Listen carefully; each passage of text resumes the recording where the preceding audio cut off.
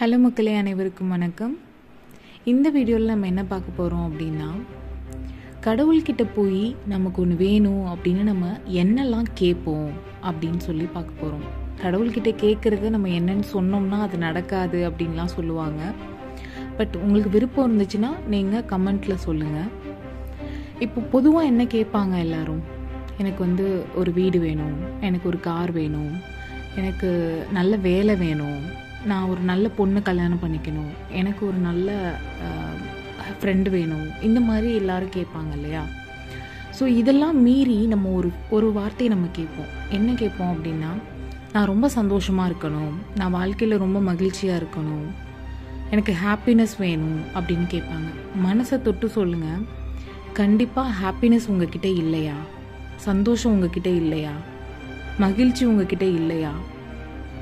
கண்டிப்பாக இல்லைன்னு நம்ம சொல்ல மாட்டோம். நம்மக்கிட்ட இருக்கும். ஏதாவது ஒரு விஷயத்துக்கு ஒரு நாளில் ஏதாவது ஒரு விஷயத்துக்காவது நம்ம சந்தோஷப்பட்டிருப்போம். பட் அதை நம்ம மனசு ஏற்றுக்காமல் நம்ம கடவுள்கிட்ட போய் அது இல்லாத மாதிரி நம்ம கேட்போம். அப்போ இல்லாத மாதிரி கேட்கும்போது அது இல்லைன்ற மைண்டு தான் நம்மக்கிட்ட எப்போவுமே இருக்குமே தவிர இருக்கிறதும் உங்களுக்கு தோணவே தோணாது. ஸோ இருக்குங்கிறத நீங்கள் நம்பணும். உங்ககிட்ட அந்த சந்தோஷம் இருக்குங்கிறத ஃபஸ்ட்டு நம்பணும். இருக்கிறதே நம்ம போய் கேட்குறோம் அப்படின்னா நமக்கு அந்த இடத்துல ஒரு நன்றி உணர்வு இருக்கும். அந்த நன்றி உணர்வு தான் உங்களுக்கு மேலும் மேலும் அந்த சந்தோஷத்தை கொடுக்கும். ஸோ இனிமே உங்ககிட்ட எல்லாமே இருக்குது அப்படிங்கிற நம்பிக்கையில்